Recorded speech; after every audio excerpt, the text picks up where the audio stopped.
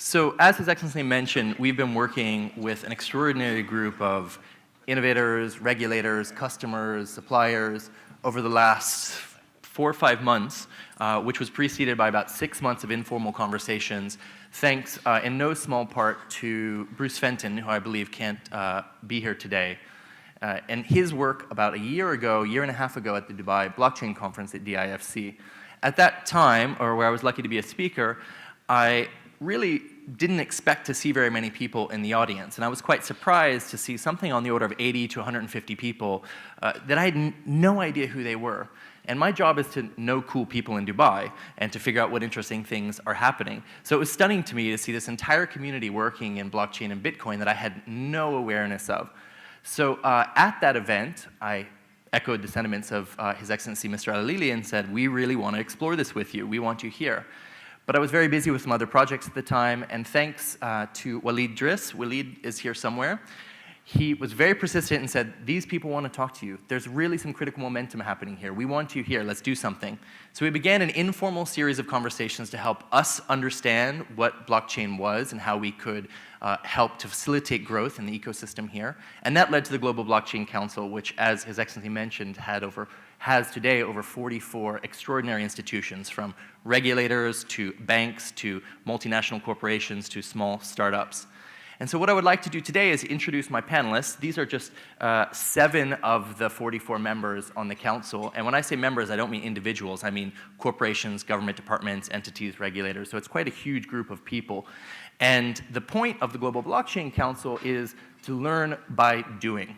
The point is to try and do things which help us understand the potentials and also the issues that we should be paying attention to as a regulator, and try to advance the state of the conversation here in a way which is the most productive way possible.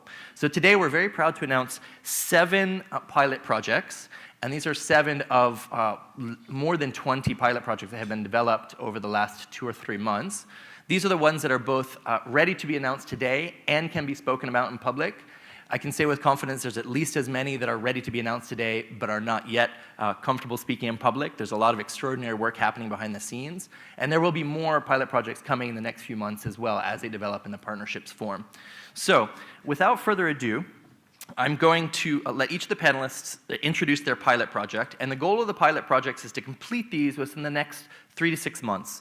At the end of 12 months, we want to be able to reflect back and to publicize and to reflect upon the lessons learned and the activities completed with the council, such that we can not only say we have the largest regulatory group in the world, which we do, but we can also point to specific successes and businesses which have come out of them and initiatives which have resulted. Now I'd like to introduce Sean Dennis, the CEO of Loyyal, who's going to introduce a very interesting pilot project around incentivizing tourism in the UAE, in Dubai. Good morning, my name is Greg Simon. Sorry. I am the CEO and co-founder of Loyyal. We're a universal platform in the loyalty and rewards industry, built using blockchain and smart contract technology, and we're creating Dubai Points, which is a tourism incentivization program. So the first time I visited Dubai, I only had 2 days of free time around my work, and I didn't have time available to research where to go, and there were so many options, I had no idea what to do. So I ended up just visiting a mall for a few hours, and I went home. And I felt disappointed because I thought I could have gotten a better connection with Dubai. So what we've done at Loyyal is we're creating a way to have a more customized, unique experience for the tourist. Think of it as, for example, something like a treasure hunt, where I can be dynamically incentivized to visit specific places, and then I can take those rewards that I earn and I can redeem them for anything that I want. For example, I can get a room in the Burj Al Arab. I can top up my due SIM card, or I can get a coffee at the local coffee shop. Really anywhere, because it's secured across the distributed ledger. But in addition to that, another unique feature is you can take a selfie, and you can actually embed a picture of yourself within the Dubai point as you're paying. And now the merchant that receives that can use it as media. Or something such as media as a currency, which is a concept that we've been developing in Loyyal for some time now. But who needs another rewards program? I mean, I'm already in dozens, and I can't keep track of them. It's confusing, and most of the balances are tiny, so there's nothing I can do with it anyways. Dubai Points is unique in that any merchant can facilitate earning or redemption.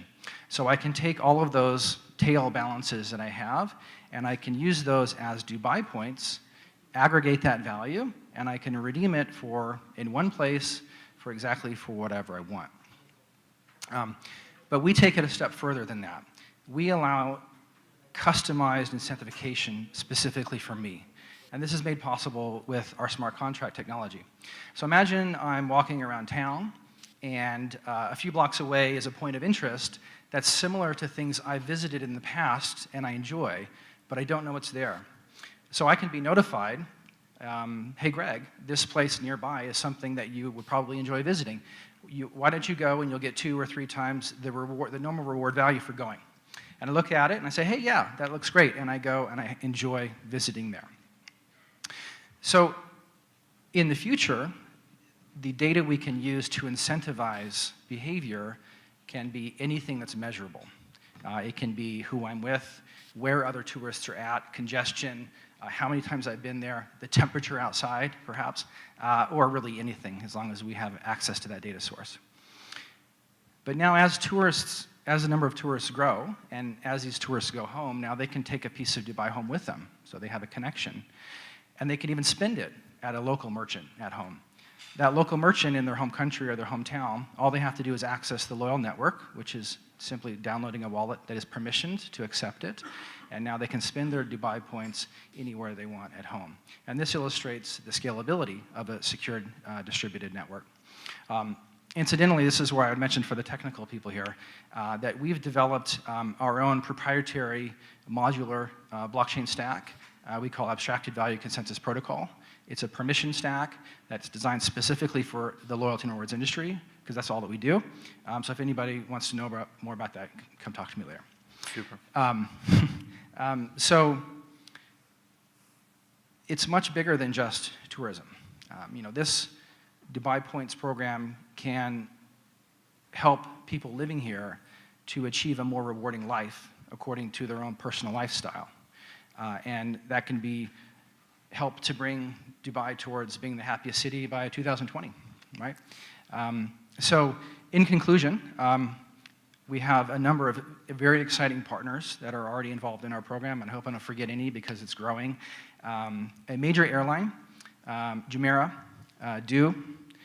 we have Digitus, Square Circle, Privity, and we're in discussions with PwC to also help with strategy.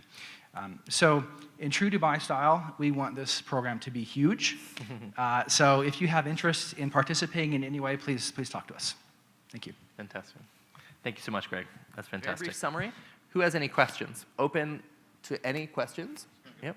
We have a couple of mics here. Question here on the left, please. Simon from BnkToTheFuture. I should disclose I'm an investor in Loyyal as well. So. Fantastic. We like that. A lot of people, everyone's been talking about blockchain. Blockchain theory would state that the most secure blockchain is the one with the longest chain. And there's only one secure blockchain at the moment, which is Bitcoin. So I'm wondering if maybe everyone wants to give an opinion, or a couple of people want to take it. It seems that there's only one. Sure. It seems that there's only one secure blockchain at the moment. Will you be using the Bitcoin blockchain or creating a less secure one? So the question, which had a little bit of a value judgment embedded in it, if I might, was will you be using the Bitcoin blockchain, which has the longest history, or will you be using other types of blockchains? Is that an accurate summary? Yeah. Anyone want to tackle that? I'll start. All right, go ahead, Greg. So I've been involved with Bitcoin and blockchain since early 2013. I'm a well-known advocate of the Bitcoin blockchain. However, when dealing with enterprise users of distributed trust, having anonymity can create specific problems with regulations and legal environments. And therefore, in some cases, you have to concede a certain level of that security in order to remove the anonymity for enterprise users to be allowed to do it. When you're dealing with capital invested by someone else, you have a fiduciary duty to follow the law.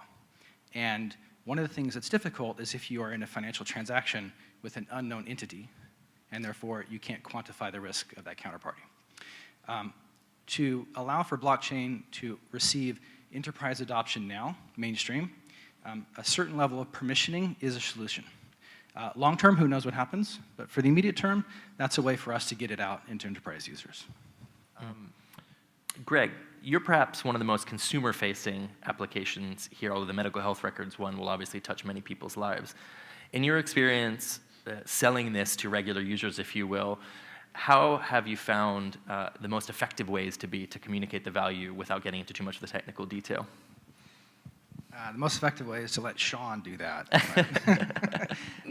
We're quite fortunate, actually, that we're a B2B business in that our customers are the loyalty and rewards programs operators. We don't have to deal directly with their customers. What attracts them is the ability to have greater utility and improve the customized connection with their customer.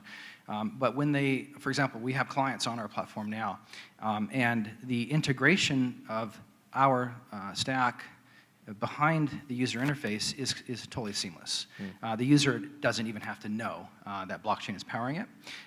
All they need to know is that with this particular program, I can do these very cool things that are customized for me, and I feel a closer connection with that brand. For this guy, I can't. Right? So that's the differentiation we're going to see in that market going forward. But powered by blockchain doesn't even really have to be known by the end user. That's fascinating. I mean, one of the complaints against Bitcoin originally, but I think this is increasingly so around blockchain, is that it's just extraordinarily complex to understand and access, and there hasn't been that killer app. So this is an open question to the rest of the panelists. Do you feel plug like that? for my company here? One of the advantages of rewards points is it's because of the industry is so fragmented that it's not considered a currency. It's not considered a fiat currency. It's not even considered a virtual currency. It's actually exempted from most virtual currency definitions. And we've developed our proprietary stack in such a way that none of the private and personal information ever goes on our ledger. The only thing that goes on there is the point balance for each of the rewards programs. So we designed it specifically to avoid your problem. So we can go to market while other people determine how to do that because we circumvent it the way we've built it. And I just think that's a very clever approach, which you'll see consistent across these case studies.